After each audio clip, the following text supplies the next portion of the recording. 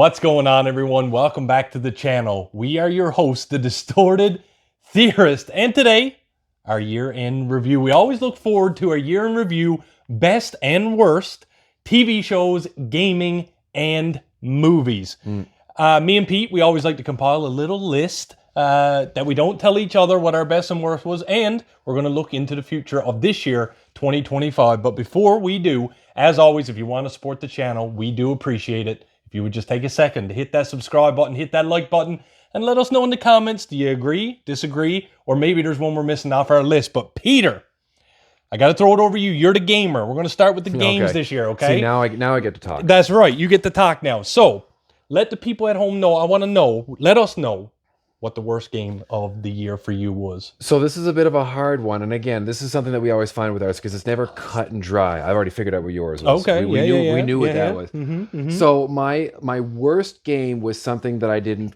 finish. I barely even started it. Is this the one you messaged me on? Yes. Forspoken. Forspoken was a game that I was legitimately... I can't say that I was excited for, but I remember when it was announced, it's kind of like, ooh... And then it was released as a PlayStation Plus title, and I was like, all right, here we go. You texted me like 10 minutes in or something. And I was like, this is... And again, I didn't give it enough chance, so I'm sure like this is... Like, people can roast me in this if they want me to. Please do. Or if they want to, because again, I didn't really give it a fair shake, but it was just in the midst of me playing other games and whatnot.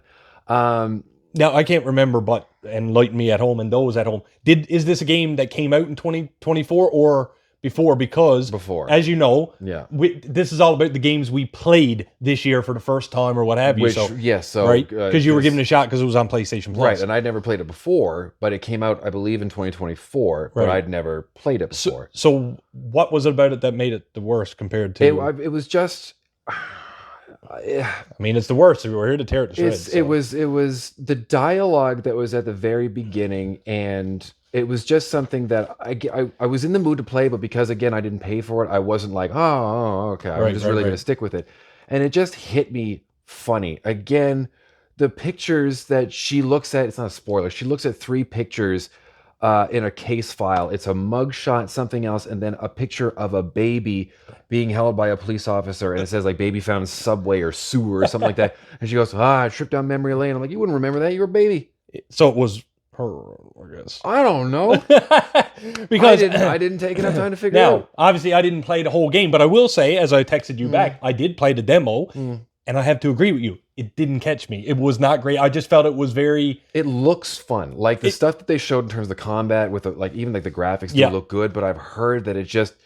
The main character, I don't even know her name, Faye? I don't even know what it is. Yeah. She says stuff just completely randomly. Like she'll be in the middle of a fight and be like, I go for a burger right now. And it's just really strange. I think the reason is because when they first put out this game, and I do remember because we and you had said that this looks decent, is they're trying to do the spin almost of where you take a New York hip teenage, I assume teenage, kid, and thrust them into some kind of fantasy world, so to speak. It is fresh, maybe a little new. They missed the mark, apparently. Some people, and people did enjoy it, and that's fine.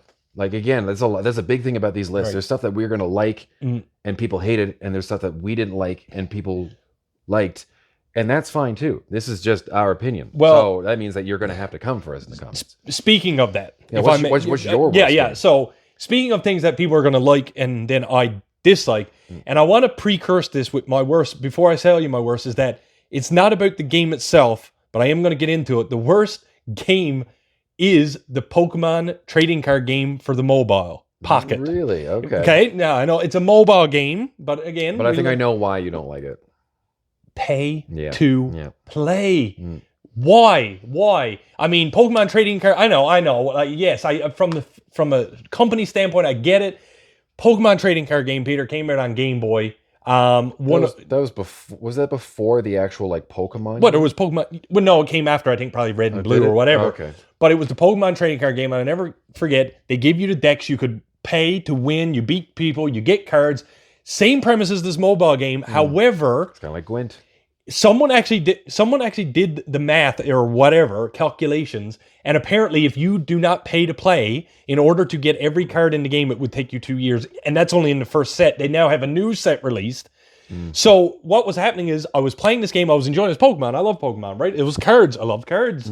But when you got into battles, eventually people just had these decks created. They had whale decks. That had every deck that if you didn't pay, you could not compete. Mewtwo and it was Mewtwo and Gardevoir, and then it was Lapras and someone else, Articuno or something, and it was Those are Pokemon names I know. you're right. It was just it was just combinations, and like this ain't the first game to pay to play. I mean, is it Fortnite or one of them was the same thing? It gave you these. I guess Warzone. I guess the same. You get guns ahead of time. The big one. Fortnite really didn't have too many advantages with any of the skins because it was hitboxes. There were certain ones that were bigger that could show up. Like when you were Venom in Fortnite, you were a pretty big dude, but then you could be like, now they've got like Hatsune Miku or whatever, and that's a smaller character, so they could kind of blend in with certain things better. But in Warzone, what was the name of that skin? Rose. No. There was the one that looked like a shadow where you hit, but there was also the Groot one came out, which I had. Right? And what all these games, I always say, pay to win. I mean, can you win without them? Obviously, but the people who's just throwing money at this, it just sucks the fun out of it. And for me, for casual players, and for me, that's why I think this one, I was so excited, and then I quickly found out that it was not for me. But to cheer me up, Pete, if you want, I want you to go. You want me to go? Okay, you want me to cheer myself up? Best? Yeah. Okay. Little caveat with this one. I said we talked about. You kind of guessed it actually.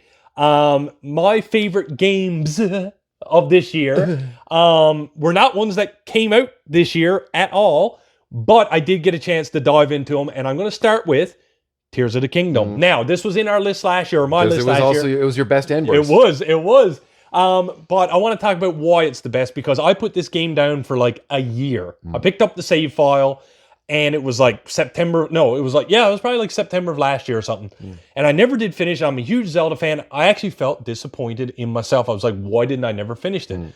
For me, at the time, it felt like, and I think this was probably my worst point, it felt like Breath of the Wild all over again. I was like, man, I feel like I just played this. And they added the Underdark or whatever. That's right. But here's what got me through this time. When I started this new play, I continued to play. I said to myself, I'm not effing with Koroks. I'm not going looking for Bison or Biden or whatever his name is that holds up the signs. I'm not going down in the depths and just covering all the depths to say I covered it. I'm still gonna search the overlands and the skies, but I'm gonna focus on the story. And I am so glad that I did, because Pete, you don't even know the story of Tears of the Kingdom. I think double folds Breath of the Wild story. The ending was. And, we all know Ganondorf's in it. It's not a spoiler. Spoiler, boss. But just seeing him come back to screen, of course, voiced by Matthew Mercer, which we've talked about a few times. So cool ending. I'm not even going to spoil it. Even though the game's been out a year, I'm going to leave it at that. But shifting gears to another game that I just started playing, and I already know it's going to be dope. You've been telling me, is The Last of Us 2 Remastered for the PS5. Now, I've never played The Last of Us 2. I know you did, and I'm going to hand it over to you in a second. But I'm getting to play that remastered version because you told me a way to get it for free, sort of. Sort of free. Yeah. But yeah, I mean, you've played The Last of Us 2, so what do you think now of Remastered and them giving PS4 owners a chance to dive in? What do you mean? Like it's... But don't spoil anything for me, but like... I'm not going to tell you. Is that, as someone who was a fan of the games, you kind of introduced me to them, so to speak. Is it cool to see it come back and get that rejuvenation along now with, obviously, television? I mean, that's the remastered form of it has been out for a year or so now.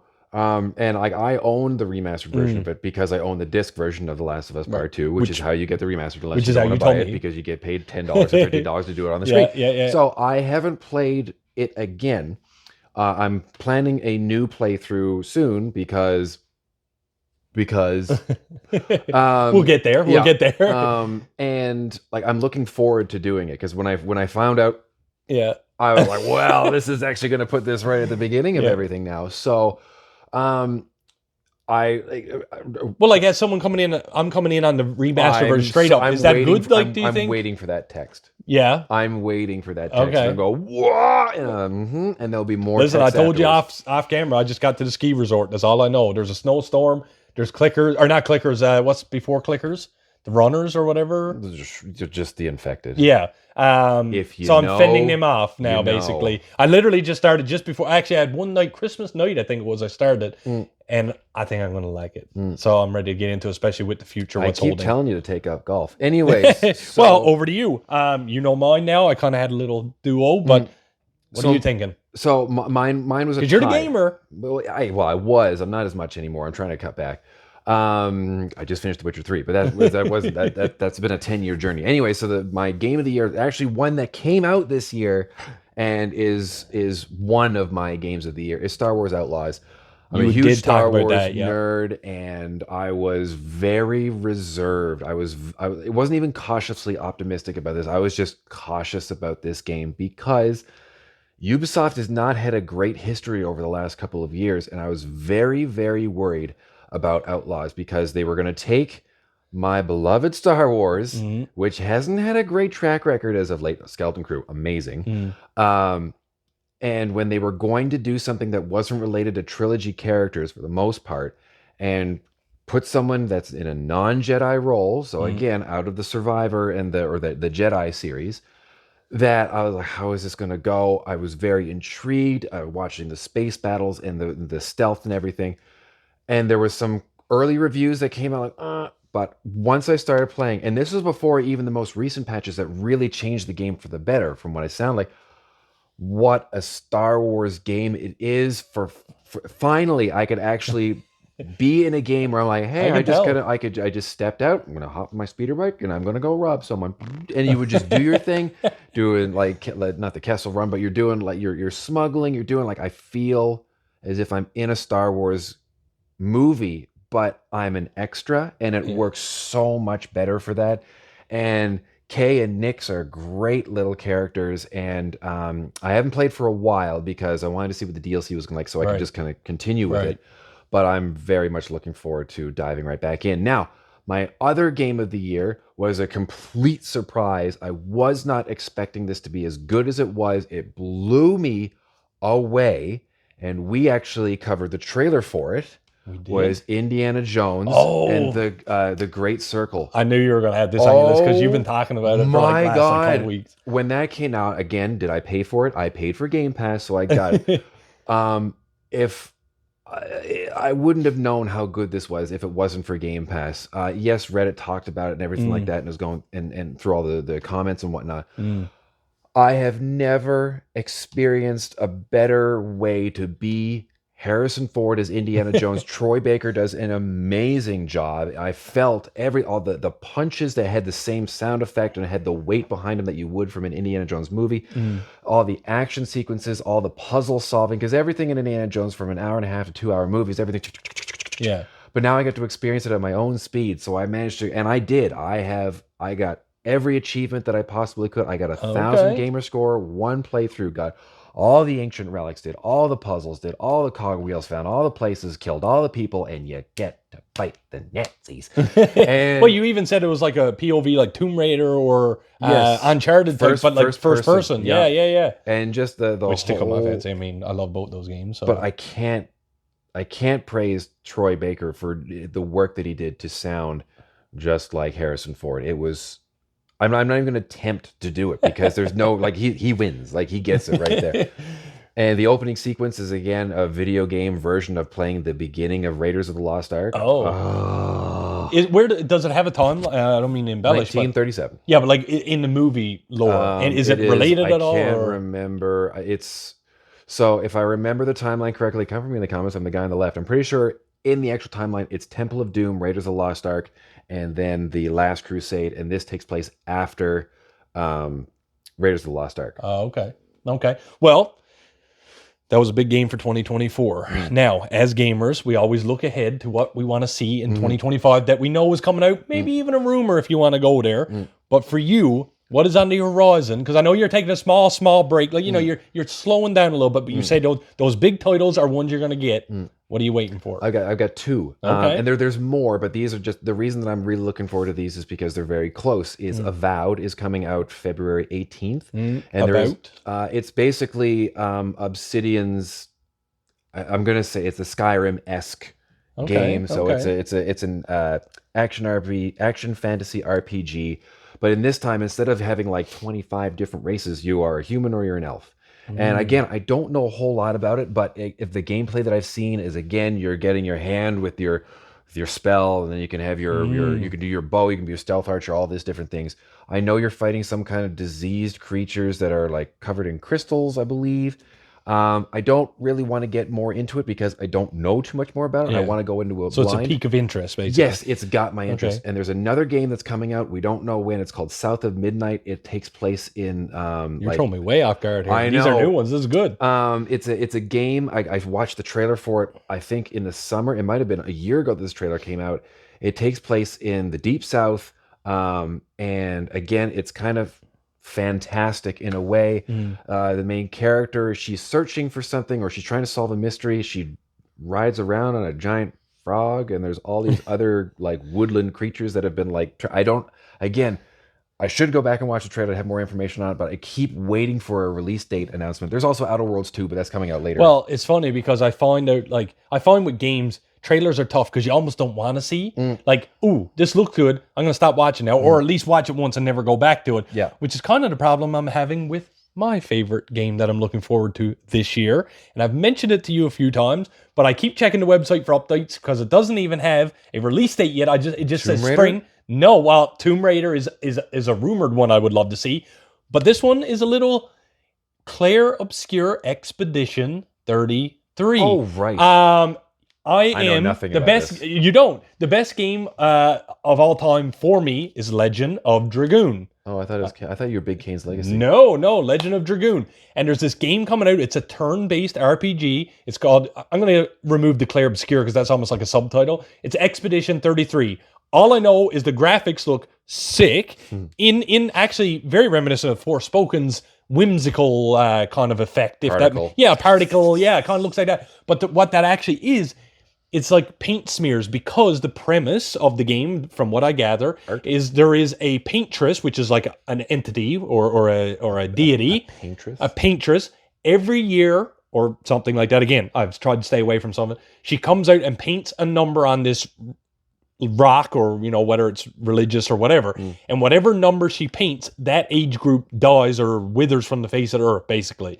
So the reason it's Expedition 33 is apparently she's about to paint 33 this year or whatever. So anyone who's 33 dies. Yeah, and there's a group of people that are trying to stop the paintress from painting that number.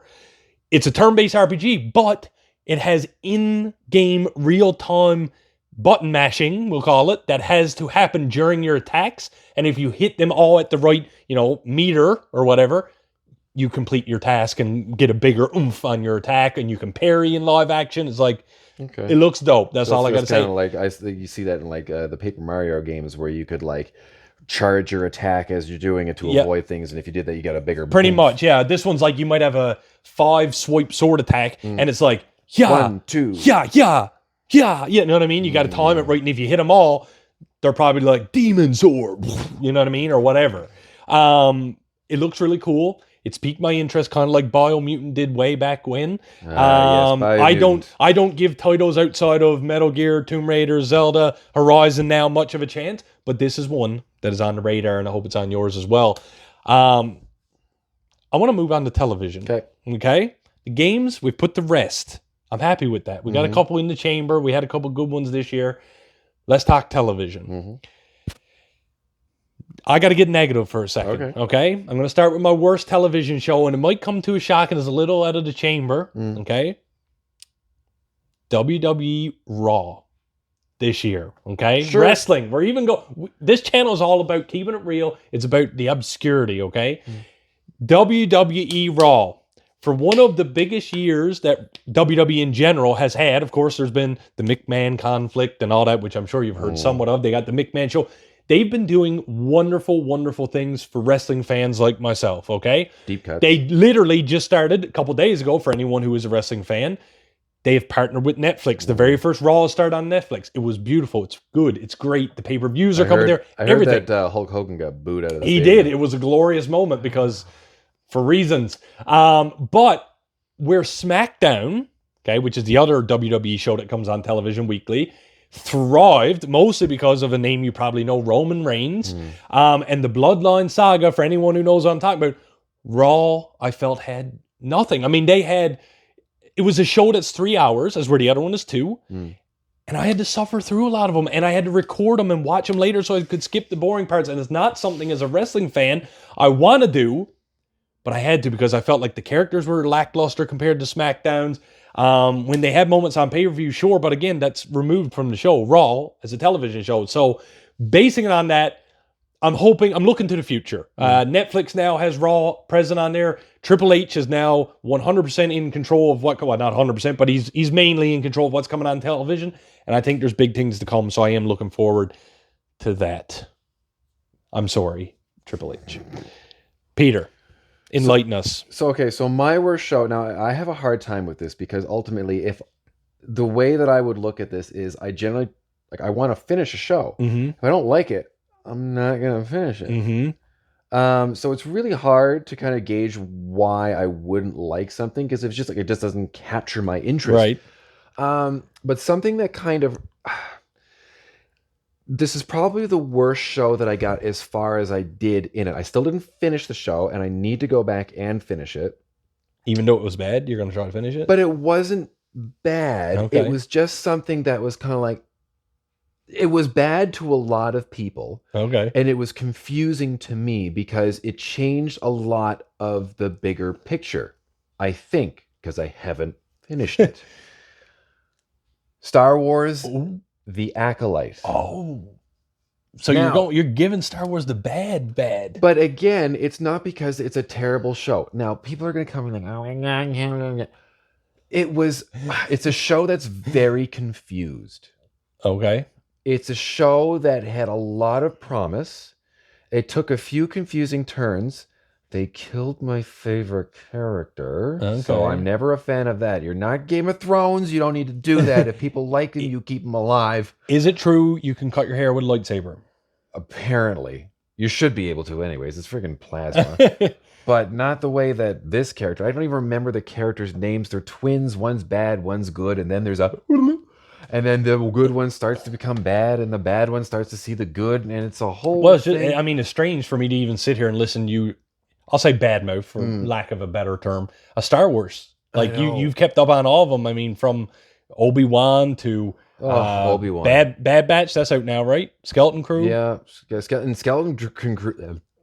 Skeleton Crew is very enjoyable. It's got its, like, silly moments. So I wonder what Acolyte failed you. So I guess, to me, for the Acolyte, the reason that it was so lopsided, and it changed a couple of things. So like they dealt with like witches. I don't know if they're full Dathomirian witches, but it was and again I didn't finish the show, so I don't know if it was explained. But the two main characters of the show were portrayed to once again have been conceived by the Force, which is only supposed to have to happen to one person. It was the chosen one, Anakin Skywalker.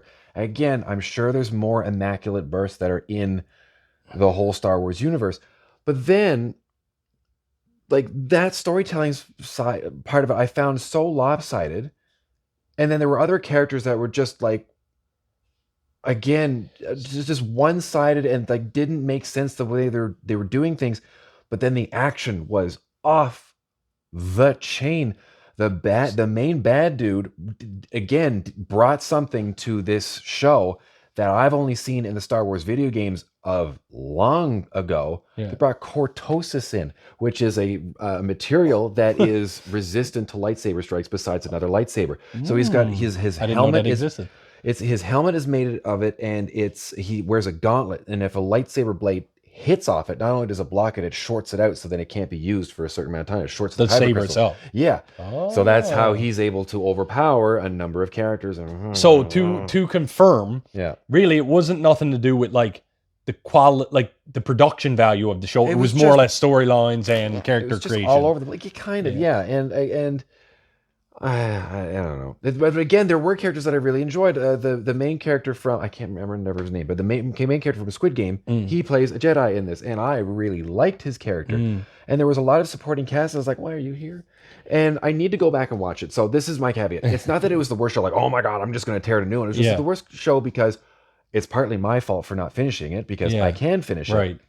But it's just, I don't know. I was watching it like, and maybe it pays off. I don't know. So what was your redemption show? Then what if this one let you down?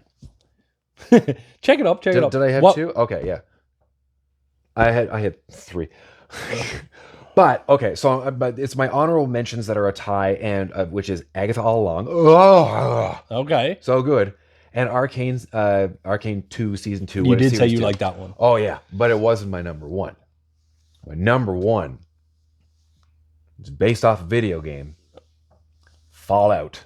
Oh, see, I never got to watch that after. Now, mind you, I've never played the games either, but I know you're a big fan. Oh man, as soon as I finished the Fallout show, I was like, I gotta play Fallout 4 again. And I did. So, right away, how does it stack up to games, continuity-wise, relation? Well, continuity-wise, I don't even need to really worry about it because it's like its own story that deals with the new California Republic and everything and how it was. I guess the homage is what better word would have been. How did the show pay homage to the game? Like oh God, with the was it accurate? Boys, yes. Okay, that's what we need to know. As close as it could be in terms of ghouls, power, armor, all this stuff. It's like it's just I just picture you going, aha, aha. Trust me, I was like, oh my God, this is you know, there's newspaper, and we finally get confirmed as to why the Pip Boy puts his thumb up.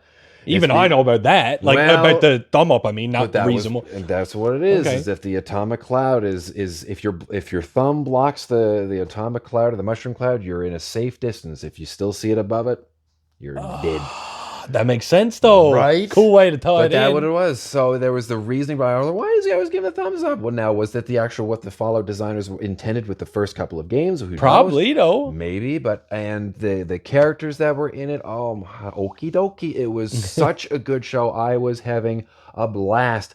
And for those of you who have watched my movie reviews over the last couple of months, if I say that there's something that keeps my attention that I'm not on my phone, someone with ADHD, yeah, and not once. So you were in. Oh, I was locked in. Was there a dog? There was I'm trying to remember now. Was there a version of dog meat? I will keep him on his toes.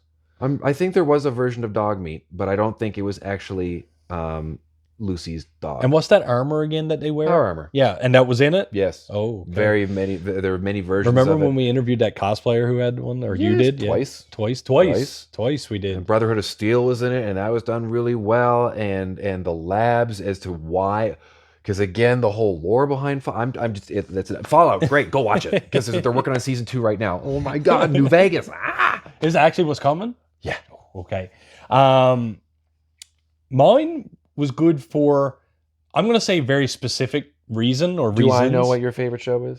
I mean, you've definitely heard of it, maybe watched it. Did I watch it? Did we cover it? No. Well, yes, there was content on it.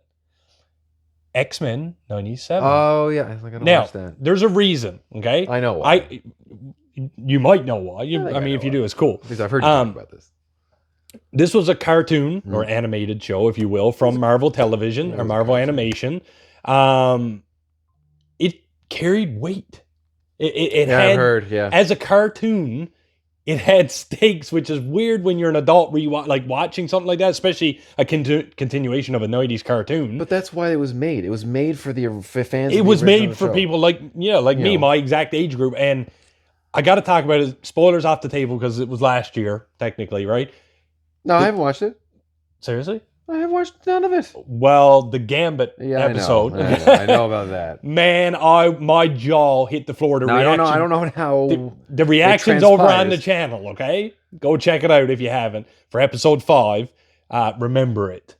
Okay. Well, now the last the last 10 minutes is okay, and that's all I got to say. Even the conclusion as a whole, it just gave me a new appreciation for all the X-Men characters, even though it wasn't live action. But I also think it was something about where knowing Marvel now has X-Men under their tutelage is, you were just like, oh yeah, Marvel's handling X-Men. Right. And the first thing that they could do is give us an amazing show like X-Men 97. It gave me faith that when the live action really ramps up, which I'm hoping is in the next couple of years, we know, Secret Wars is coming. I'm ready. The X-Men 97 has prepared me. Don't mess this up, please. For God's sake, the Russos. Don't. You did great with Avengers. Just don't How mess can up they, Secret. Pete? How can they?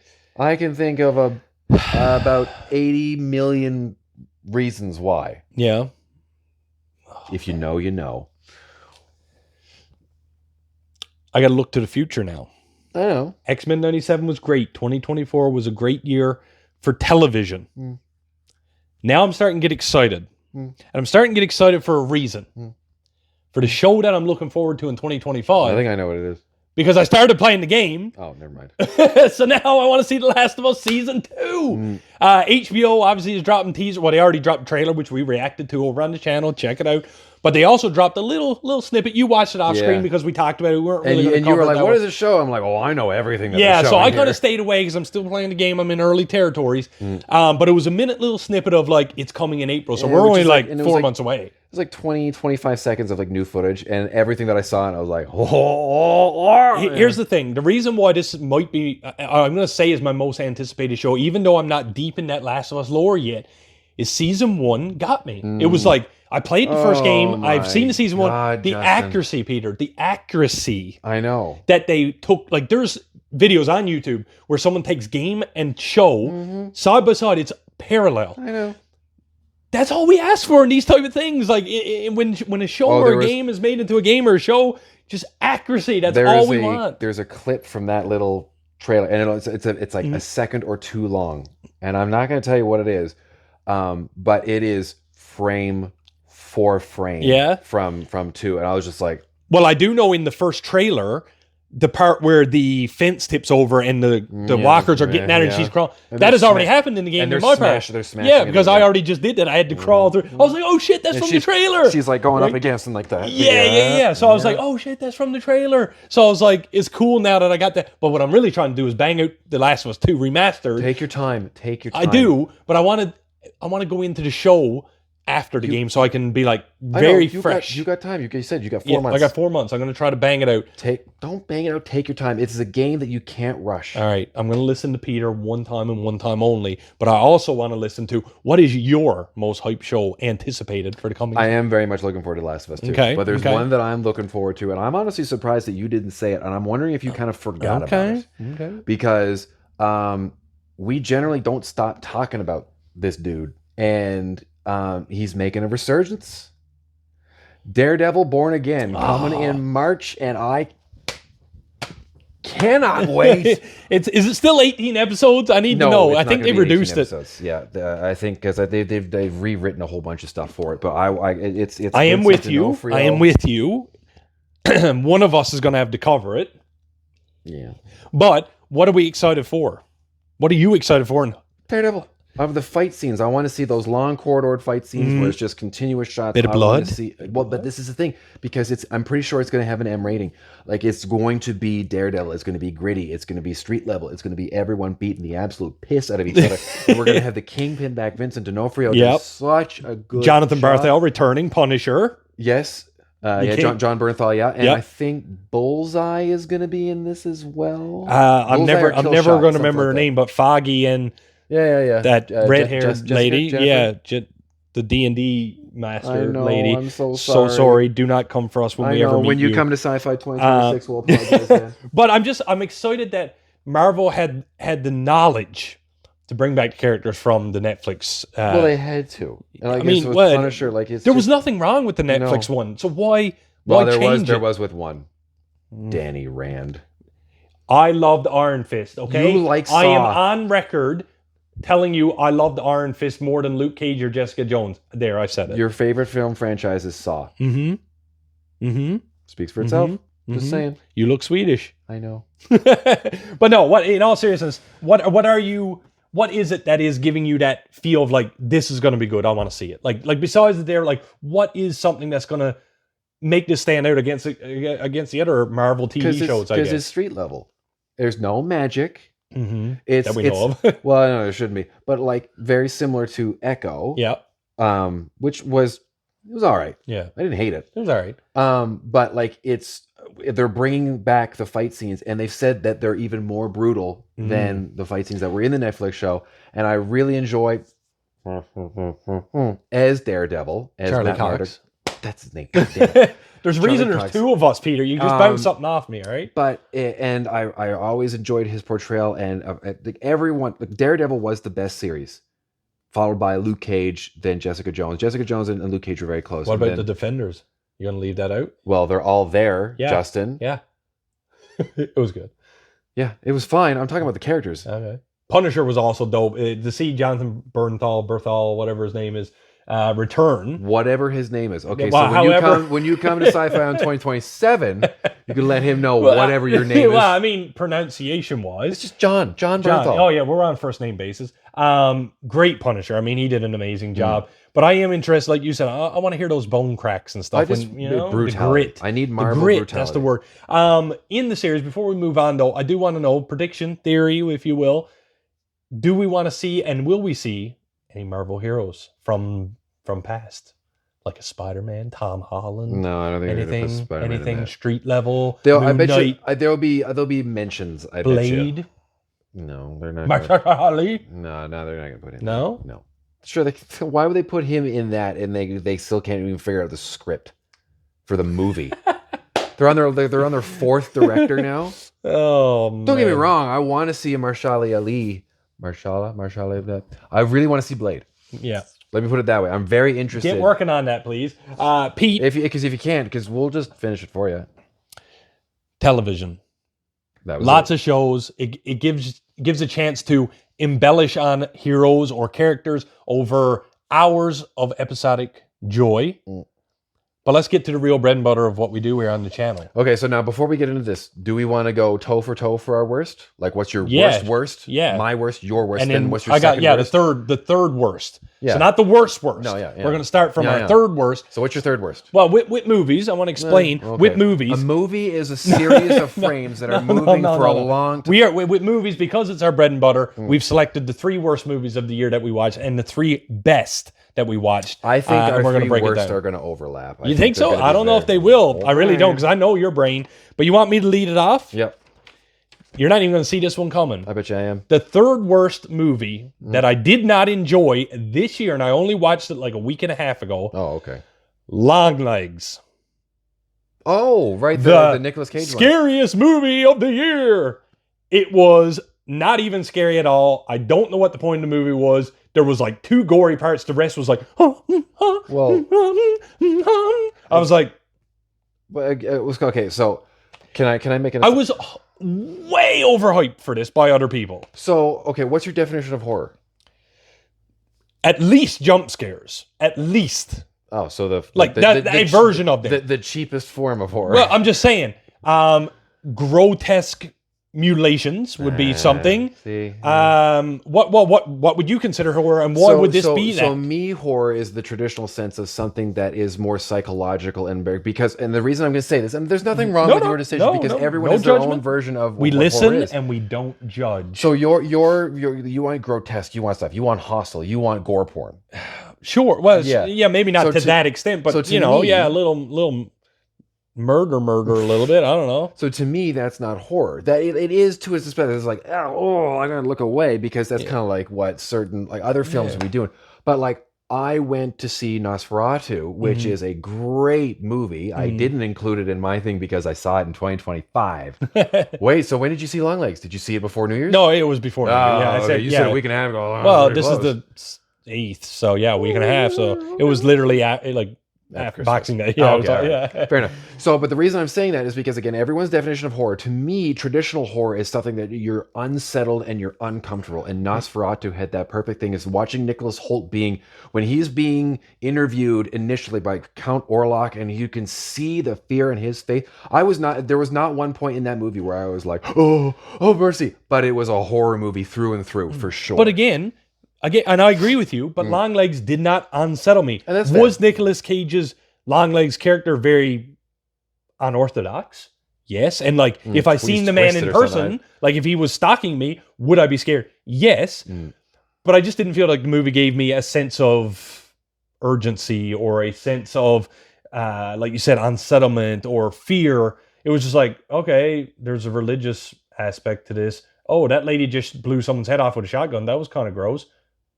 I don't know. Anyway, that's my number 3. Okay, so let me have yours. Now we watched. Obviously, we've seen a ton of movies. And there's a lot of movies that are like a lot of people considered bad. Like I watched The Fall Guy, and a lot of people really didn't like that. I thought it was great. I thought Fall Guy was great. And now this movie, Ryan Gosling, right? Yes. Yeah. Okay. So this movie that I'm going to say was my 3rd worst film. Wasn't necessarily a bad film, but of the ones that I use it for the ones that we covered, and it was probably one of the ones that, like, it was Venom. Okay, Which one? we only watched one Venom this year. The Last Dance. The Last Dance. And the reason being is because it was a good movie and it was a good send-off, but it was just like, I just didn't, when I walked out of it, I'm going, okay, I didn't feel anything afterwards, really and truly. Can I just pause for 1 second?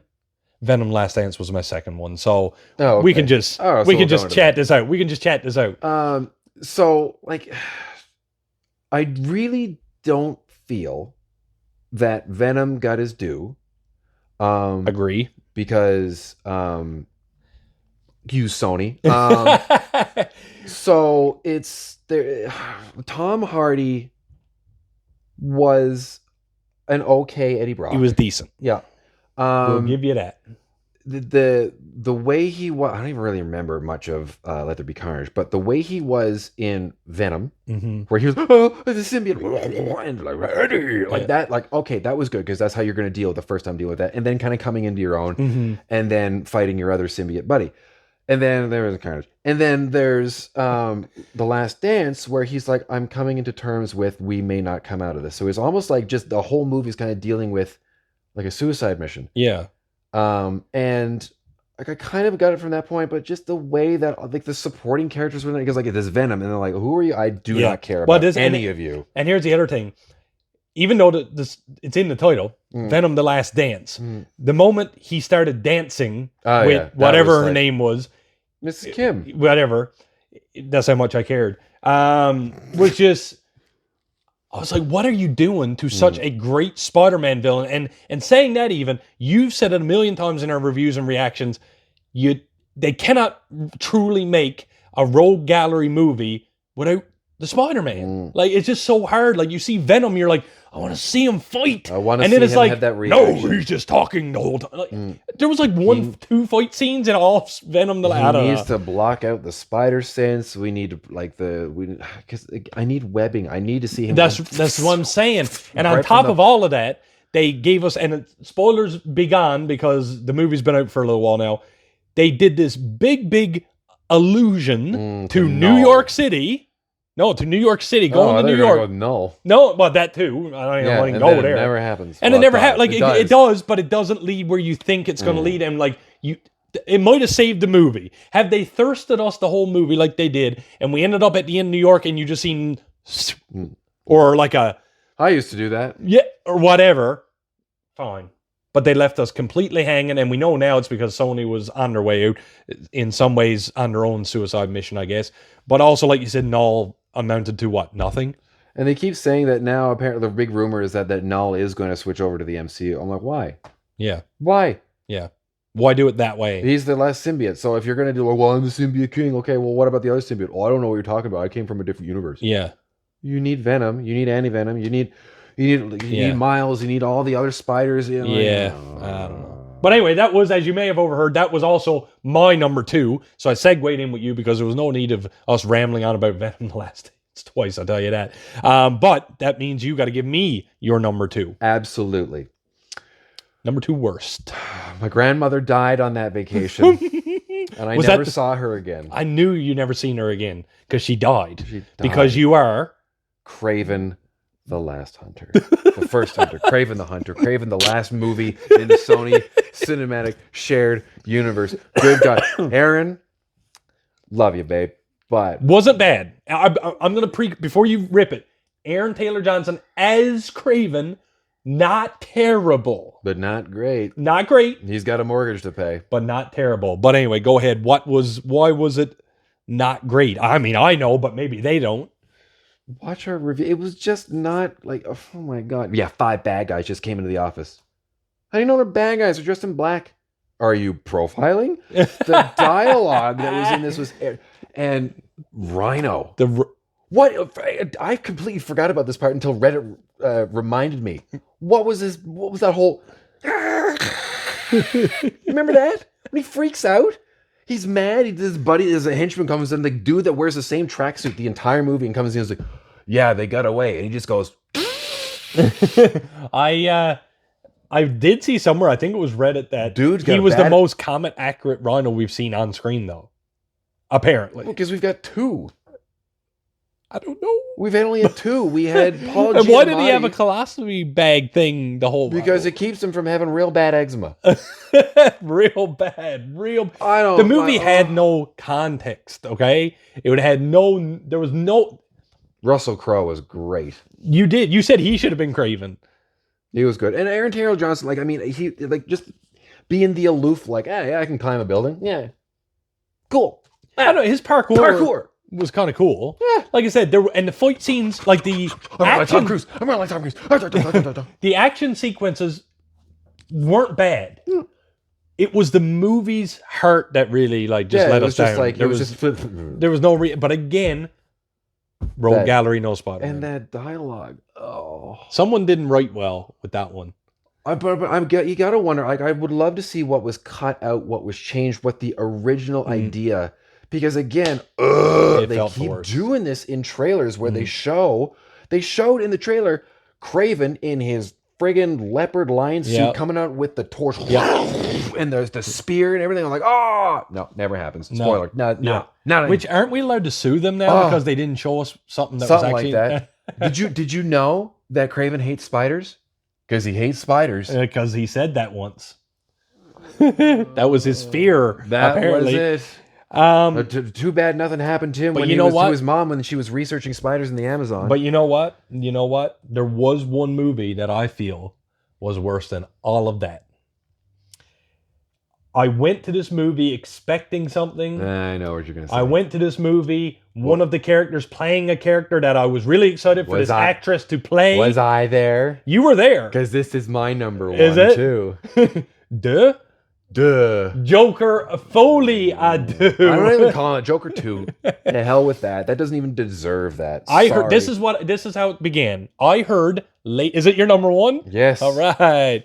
I heard Lady Gaga playing Harley Quinn. Boom, I'm all in, okay? Oh man, and I said this possibilities were endless. Hotel what's it called? American Horror Story Hotel. Amazing portrayal of her as her character on that. I heard she was good in the House of Gucci too. I've never seen it, but I believe it because she got it. I mean, as Lady Gaga, she's a star. She's dramatic. One way or the other. Yeah, exactly. She's a diva. She knows what she has to offer. Playing Harley Quinn, a character that everyone by now loves because of, well, not only I'm going to forget her name. Help me out. From Suicide Squad and everything. Margot Robbie. Ever since she portrayed her. 2028 sci-fi, you can let them know. I'm sorry. It just eluded me. But she brought, I think, a lot of new Harley fans out of people or introduced to the character. I mean, there was Halloween costumes, there was everything. So when I heard Lady Gaga was going to be joining Joaquin Phoenix. Joaquin. I'll see you in 2029. I was just excited. But I was just excited. And then, I mean, they did say this is going to be, I don't know if a musical is a word, but it's going to be like a Broadway thing. I was like, no problem. Okay, but that could work. She's going to sing, and I could see it's in his twisted mind, which is what it was. But here's the thing.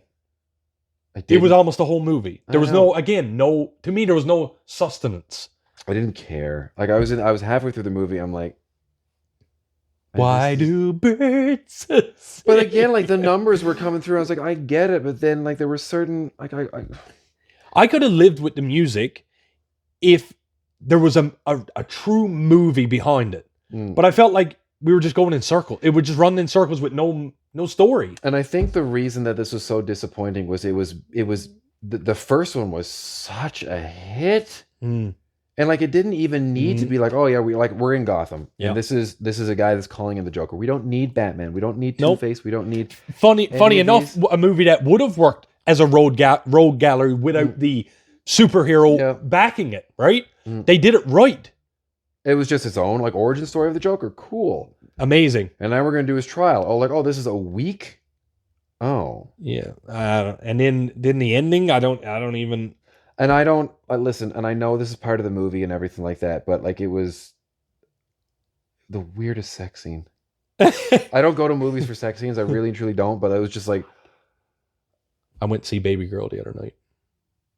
That'll be in my 2025 review. Weird fucking movie too, by the way. But anyway, go ahead. I've heard that too. Yeah. But Yeah, Joker 2 is. It was disappointing. It was like you said in our review. Check it out on the channel. It was a movie that didn't need to be made, really and truly. Yeah, and there was hype behind it, and I was excited to see it, but I was like, this could go the other way, and it went the other way. But you know what? I don't want to wallow in self-pity anymore. I want to talk about the good ones. I want to talk about some good ones. That's right. Do you want me to start off, or do you? Start. You want me to start? Well, I'm gonna really throw you for a loop, and our fans, I bet, with this one. I know what it is, but I just want to make sure I say it. Yep. I got a precursor to this. This is a movie. Do you have an honorable mention? Nope. Okay. I just went right for the guts. All right. This was a movie that I watched later. Well, it kind of came out anyway later in 2024, but I watched it even later than when it came out because my wife kind of wanted to, and I can't say that the trailer didn't intrigue me. And I mean, we're multifaceted here. It's not all about the superheroes. Ends with us. It ends with us. Oh, wow. Yep, it ends with us.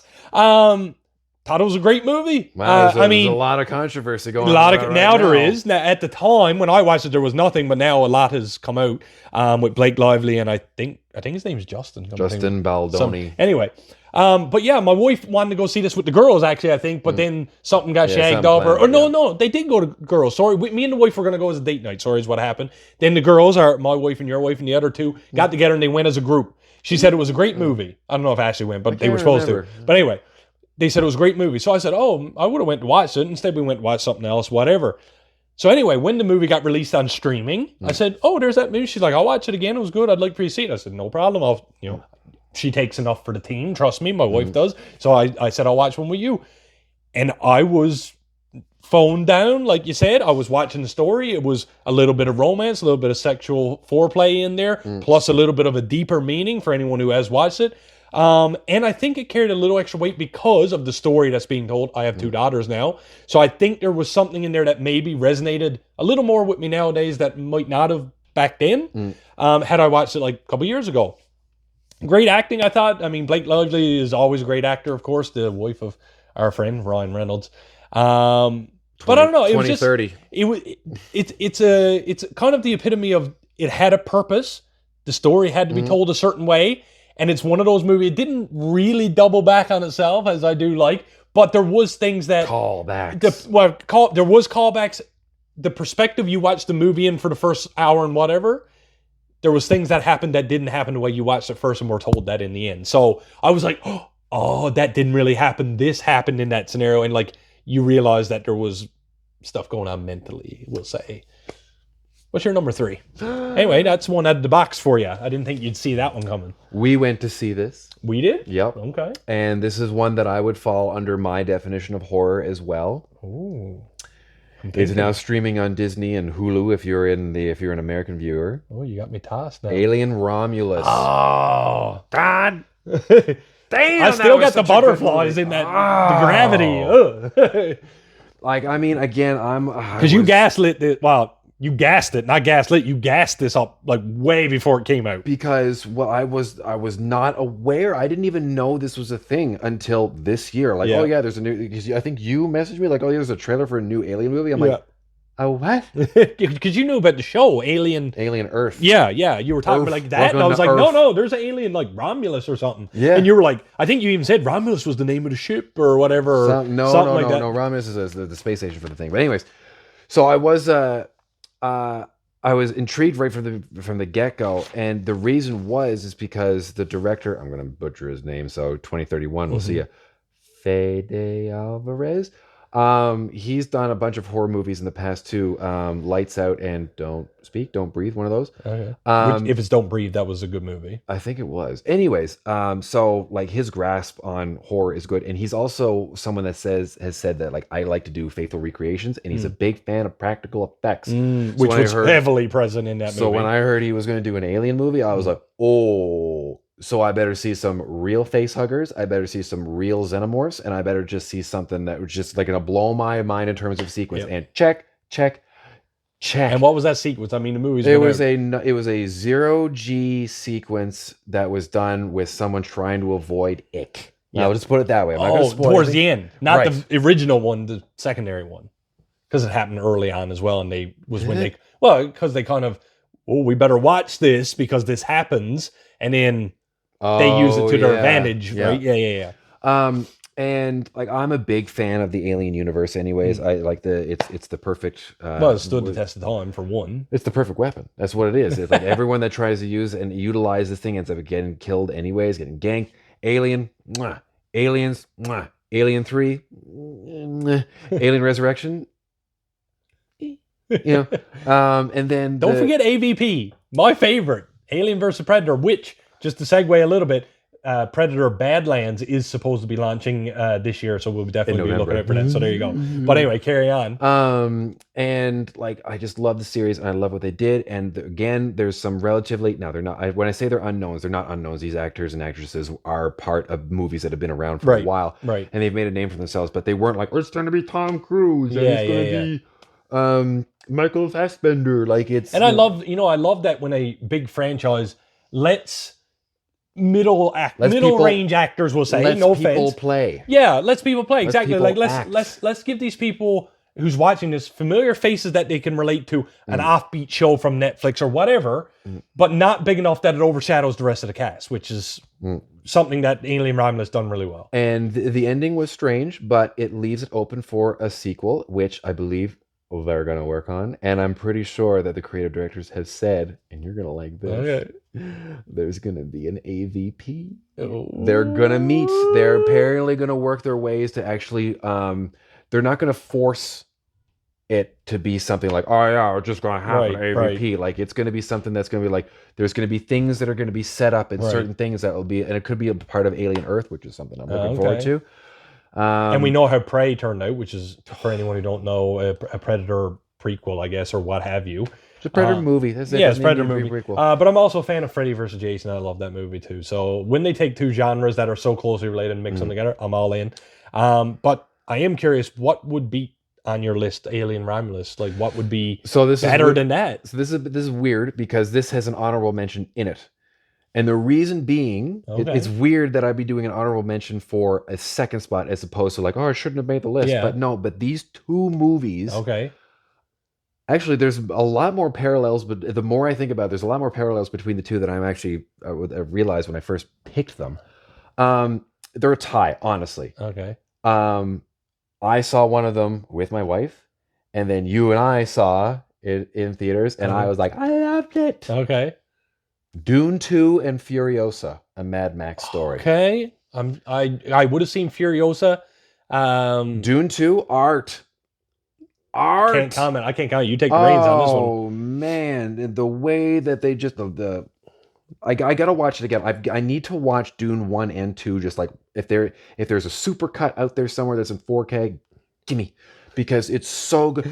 Lord of the Rings cut type thing. Damn, son! Like it was like again. Is it going to win Oscars? Nah. But it was just Villeneuve is such a master of framing like here's this big picture and everything that's happening is like right here. And it's just like, so you get to see this big scope, like and zoomed out. And the budget was huge for that movie, no? Pretty sure. If it wasn't, I'd be very surprised. Because they had that stacked with like actors and actresses. Oh my God. Of all notoriety. They got Timothée Chalamet, they got Zendaya, they had Momoa was in there, wasn't it? He was in the first one. Yeah, and Batista. Dave Batista, I think, was in it. Yep. And oh my God. I'm definitely, there's one right down the tip of my tongue. Skarsgård, the dad. Oh, yeah. He's in it. And the guy from No Country for Old Men. Oh. You know who I'm talking about. Wasn't Thanos in that too? Josh Brolin? Brolin was in it, yeah. The guy's also from I think the last Pirates of the Caribbean movie. I cannot remember his name. We can't remember actor's name, but like you can see him, but you just can't name him. But isn't he Spanish or Portuguese? I can't remember. Anyway, I know who you're talking about. I know exactly. I'm seeing him. Javier Bardem. There it is. 2032. But let's go switch to Furiosa. Something Furiosa, I do know about. Again, art. The great movie. George didn't make Miller, my list, but great movie. The way movie. that he was able to create those action sequences and everything, and the practical effects of it, because that was the thing with Dune. CGI. There were no giant worms. Austin Butler is not that white. Right. But in Furiosa, all those, the majority, now I know there was like CGI in it. There was more CGI than it was in Mad Max Fury Road. But damn, the acting was so good. Well, Anna Taylor-Joy, she's coming. I'm not saying coming into her own, but she's has great. made an impact on the acting world I just watched of the last couple of years for sure. I watched the majority of The Witch last week in preparation for Nosferatu. Oh my God, she's great in that. Yeah. I think she was 15 in that. What a range! And she had that Last Night in Soho, which done really well recently. I'm not sure if that was 2024 or 2023. I can't remember. Was she in that? Yep. I thought Florence Pugh was in that. No. Okay. No. Pack my bags. And Chris Hemsworth. Oh, he completely transformed in that movie. Yeah. That was something that you're not used to seeing him in. I mean, he's always fists and punches and kicks and well, he God still of Thunder, was to a point, but he was also goofy and he kind of. But actually, we said it. I think he kind of reminded me of Jason Momoa's eccentric-y character from Fast X, which, in my opinion, probably one of the best villainous characters in quite some time. Just uniqueness, I guess. And I kind of found he had that, especially carrying around the teddy bear. That was pretty ruthless. Oh yeah, and it was just. I want more movies that George Miller can direct for Mad Max. So unfortunately, the guy's, if he's not 80, he's close to it. Like he's up there. And seeing these nasty characters like testicles and scrotus and whatever. I forgot about that. But if I may, I mean, we're on the topic. Oh right, yeah. We're on the topic of Chris Hemsworth. He was in this movie that was my number 2, or at least his voice was. Oh, and speaking of voices, I was considering this because this was a fantastic I might have been a movie little more hyped because of a voice actor that we did reactions. I know. Transformers 1. Yeah, great movie. Great movie. I didn't expect to enjoy this movie as much as me and you did because, I love live action movies. This was an animated. You dragged me to this and you dragged me to Sonic 3. And you know what? I enjoyed both of them thoroughly. You need to take my opinion more seriously. I don't really. But I do want to start, before I even get in this movie, me and Peter had what I consider a beautiful moment for the channel. Sci-Fi on the Rock, which is our local Comic-Con convention here in 2024. We got to sit down with the man, Brian Dobson, who's a voice actor for Transformers cartoons, I guess, or animated shows or what have you. In the past, and the man was a pleasure to talk to. If you're watching this, Brian, you're a pleasure. Nothing but good things to say about this man. But anyway, the trailer for the movie dropped the night after Sci-Fi started. You remember? Yeah. We went in the next day. We said, Brian, you did voice acting for Transformers. This new trailer for this new movie just dropped. Would you please sit down and do a reaction with us? And he was like, dude, I'm stopping everything I'm doing. I'm coming over. It's one of our biggest movies. We had like 6,000 views, which is great for our channel. We gained like 30-something subs. We were like, yes! Yeah. And he loved, anyway, great guy. But I think that gave us a little more excitement for this animated movie that we might not have been on our radar as much, I don't feel. But back to the movie, I just felt like it was the perfect mix of like humor, action, everything. And action emotion. Sequences was nuts. Like, well, right off the hop, it was like, all right, fellas, then watch this. And then he just shows them running away. I died at that. That was so good. And like they had Tyrese, Brian Tyree Henry. Tyrese, sorry, not Tyrese, Brian Tyree Henry. There's two of us, ladies and gentlemen. But it was like a perfect, and then I had Scarlett Johansson was in there. And it was just like, the story was also... Michael Key? Okay. The story was needed. It was an origin story through and through that I wanted to know by the end of this movie. I wanted to know this origin story. And it was paced really well. Like it was rushed, but it wasn't. No, like I did not feel like I was sat in a movie theater for 2 hours or whatever it was. And the action sequence, the choreography, even for animation, it's always cool when they can really make you feel like you're not watching an animated movie. And that's why I felt like we were watching Transformers. Could have been a part of the Michael Bay universe with a whole lot less explosions. And still plenty. And it done really well at the box office. So there is a rumor that there will be a Transformers 2 or whatever. But where do they go from here is the question, because I mean, well, Megatron's still kicking, I guess. He's still going to be up to no good. Always going to be kicking. That's the thing. I'm wondering if they could do something like this takes place 40,000 years in the past or something like that, because it's the origin. Because again, the whole timeline. It's like the comeuppance of. But like, why don't they do something like 10,000 years advanced? Yeah. From that point to see like, okay, well, so this is where Megatron is now, and what was maybe this was. So when like when Cybertron was lost. Yeah. Well, there's I think, I'm not even going to sit here and claim you and I know the deep lore of Transformers. There is a lot. The robots in disguise. They're here right if now. you're a Transformers fan through and through, comics, toys, everything, there's so many stories to draw from.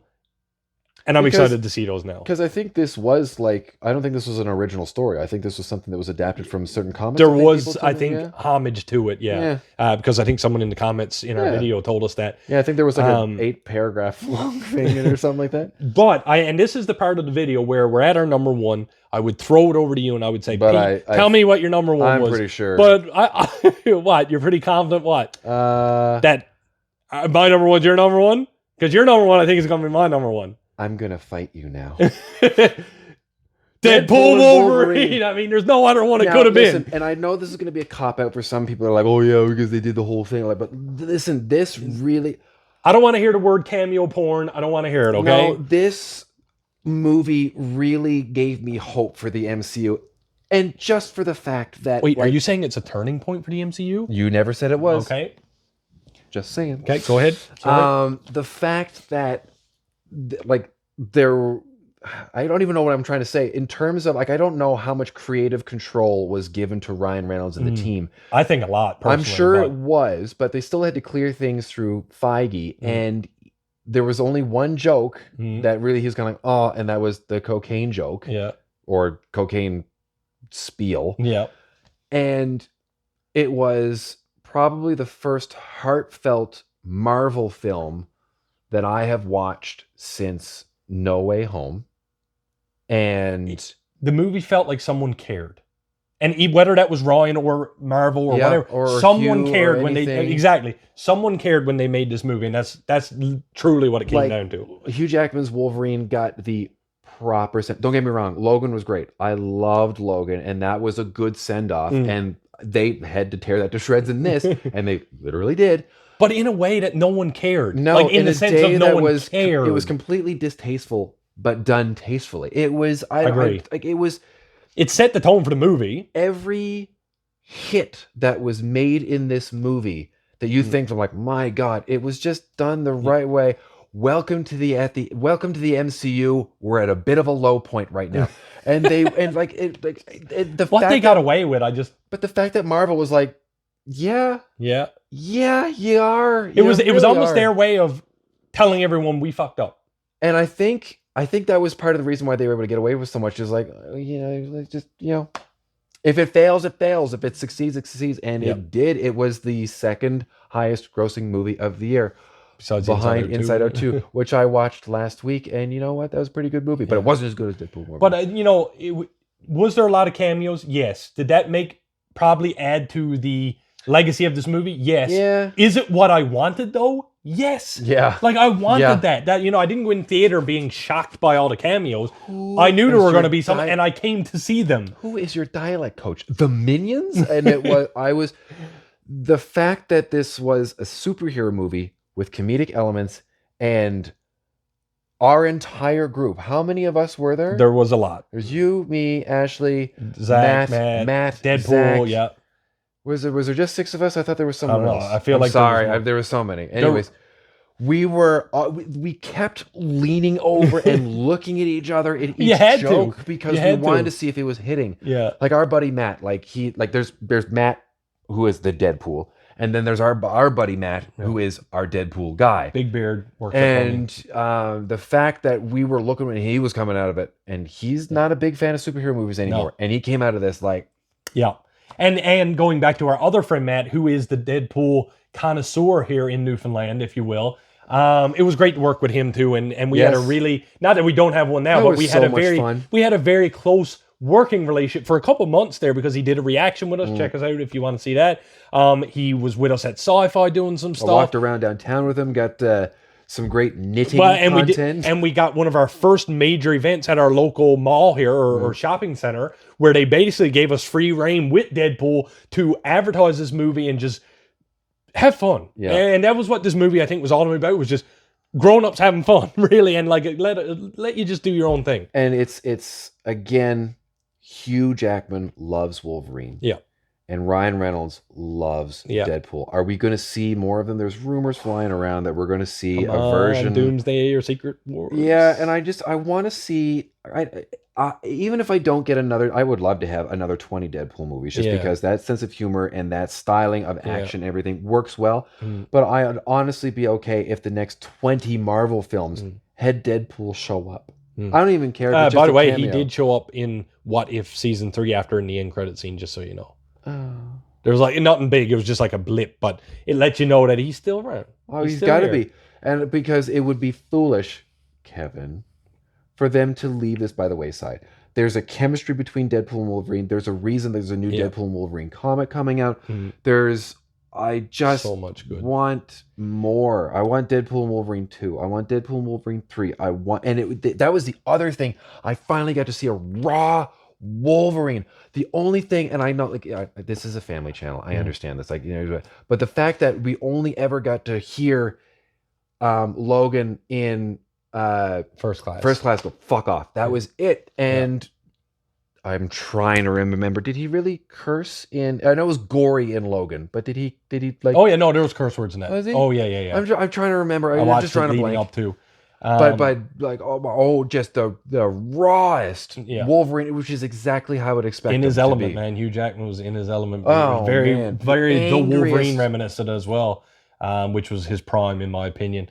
But you kind of just said it right. You said you don't know what's coming out in the future. No. So we need to talk about the future. I know. We do know what some stuff is coming out in 2025. And as we draw to a close on our video of year in review of 2024, what movie, Peter Parkour, are you most excited for to see that's on the docket? Mine's a cop-out because it goes in tandem with the channel. We've covered it already, but like I know I'm forgetting a bazillion other movies that are supposed to come out this year, which is fine. But the one that I'm thinking off the top of my head that I'm most looking forward to right now is Thunderbolts. Really? Yeah. I would have said that you might have been saying Captain America 4, which comes out in just a month. I am. But I'm with you on Thunderbolts.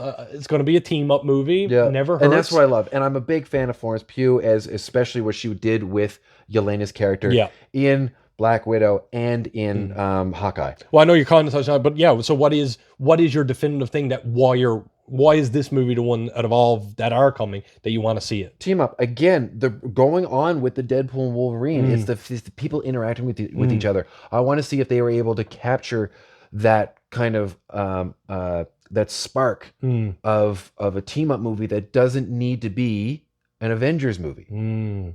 Because again, I still got to find out what that asterisk is, though. They hiding something. Because he's going to turn the Dark Avengers. Well, you don't know. He's going to turn the Dark Avengers. And like the only other, like besides Avengers, and there's been a ton, like, okay, there's Defenders, but like there's the Suicide Squad movies. And like I did enjoy them. The first one wasn't great, but the second one was good. So I'm hoping that this is not just going to be a waste of time. And again, I'm going into a lot of these superhero movies lately, which being like, oh, more optimism than normal. No, less optimism. Oh, less optimism. Yes, Ant-Man started that whole trend off. Yeah, there's just you don't know what you're getting from Marvel Not almost anymore. these days, and it sucks because we watch these trailers. Like Captain America 4 is probably one of the best trailers that I've seen in a while. The way it's like, it looks like it looks like a Russo movie, right? That's what I'm saying. So That doesn't optimism, mean I got to anything, be optimistic, but like you said, you're still wary. I'm cautiously optimistic. Yeah. So with all of these films, like I want them to succeed because I want. And I know people are getting tired of superhero movies. They will run their course. We're going to get to a point where we're like, oh my God, another one. We're on our 4th Captain America. Like, it's going to get to that point. Yep. I know we're going to Only get more one other hero has done it so far, and that's Thor. So I know. And we're going to have another Thor. We're going to, I want Tom Holland to stay on a Spider-Man. Yeah. And we're going to get another Spider-Man movie soon. And like, there's going to be, there's a ton of stuff that we know is going to be happening and coming out for Secret Wars and Doomsday and all this stuff. And Fantastic Four. There's a lot. I'm really looking forward to that one too, but I just don't know enough about it. Like that's up there for me. But you know what? These Thors and Captain America's on number 4. But you want to know what I'm looking forward to in 2025? Because my favorite movie is way up on number 11. No. Saw 11, Peter, is coming in 2025. It was supposed to come out last year, but they pushed it a year, and I'm okay with that because that means someone was like, we just need to refine it. Because as you said, I think it was off camera we were talking, and you said that Saw 10, and I couldn't say it better myself, caused a little bit of a resurgence because Saw got a little tangly there for a while. It was great in the beginning. It went on so long that people lost interest, I think, like you said, with the gore porn, if you want to call it that, whatever. Saw lost its way, okay? Beautiful film franchise. As you said, it is my favorite film franchise of all time. I'll admit it lost its way. But last year, or 2023, we got Saw X. It told a story, brought back John Kramer, okay? The original Jigsaw, which is something I've said a million times, they killed him off way too early to make this franchise last longer. But they brought him back in such a way that it was acceptable. The movie takes place between 1 and 2. Saw 11's on the horizon. It's supposed to take place between 2 and 3 before John Kramer ever dies in the third one again. So that means it's going to be good, okay? It's going to be good, okay? I will respect your choice. Tobin Bell is, if not one of my most iconic horror villains of all time. And the thing is, he's not even a villain. He's just a man who's lost his way. And those are the best kind of villains. What he's doing, he thinks is right, and that makes for a very villainous character, okay? Yeah, because he's like the Lord Zed of horror movies. Yeah, like anyone who thinks that they've got that the altered sense of perception where they're like, yeah, I'm doing the right thing. Like, well, you are in your mind. Yeah, and the mind is the most dangerous place. I don't know. I'm excited. They always come with new traps, new ways for people to get out of it or get trapped and killed. You never know what twists and turns are going to come. And, of course, the movie always seems to double back on itself. The callbacks, I love it. And you get that the music. You got to watch these movies, bro. I don't. But, man, listen. I enjoyed Saw 1. And then when Saw 2 is technically the best. When Missy goes into that pit of needles. That was the second one. Yeah, I know. Yeah. And then the idiot was like, I gotta get the key. Yeah, no. It was funny, but I better pull harder. I'm like, no, don't. Just scream. Just stay there. But Peter, I mean, 2024 was a great year. The channel itself had amazing growth. We had a lot of cool opportunities, which are they're turning over into some even bigger opportunities, I think, in 2025, which Hopefully. we can't even talk about yet. We can. The irons are in the fire, man. I don't know. It's been a great year. I enjoy going to every movie, playing every game, and watching every TV show that me and you got to share together, which is always the fun part of the channel. And like we've got ideas for different stuff that we want to do. We've got some like you said, we've got some interesting stuff in the pipeline as well. And we're working at honing our craft a little bit as well. Yeah, and I really hope, and like I'm looking for that to hopefully to collaborate more. Yeah. We're always looking for avenues where someone's in our niche, doing something we do. Maybe we can help each other out, and that's what it really all is about. And maybe we all get subscribers, we all get some views, and we get the comments from you lovely people, and we all get paid. Yeah, we all get paid. No, I mean, Sci-Fi on the Rock 2025 is coming right up around the corner, so that's something to look out for. I can't even imagine who we're going to run into this year. It's going to be dope. You got an idea? You got a couple ideas? I got an idea. Great movies coming up. A lot from Marvel this year. We got some great shows from Marvel coming up. And I'm not trying to lean on them heavy, but it is a little bit of our bread and butter. And, of course, Superman is coming out as well, which is another one we didn't even get to touch on, which we did a reaction for the trailer, which is now almost, if not at 9K. Again, great for a channel that has 8,500 subscribers. To see the number surpass our number of subscribers is something to, we really enjoy. So I do want to see Superman too. I should put that on my list. Ladies and gentlemen, thank you so much for joining us for our 2024 year in review, best games, movies, and television, and the worst, of course. We always appreciate when you stop by every year to leave us a comment if you agree or disagree with anything we came up with here today. As always, if you want to support the channel and you want to see us more in 2025, all you need to do is hit that subscribe button, hit that like button.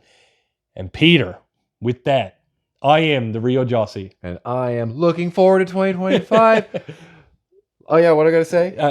Like we always say around here, keep it real. Keep it real.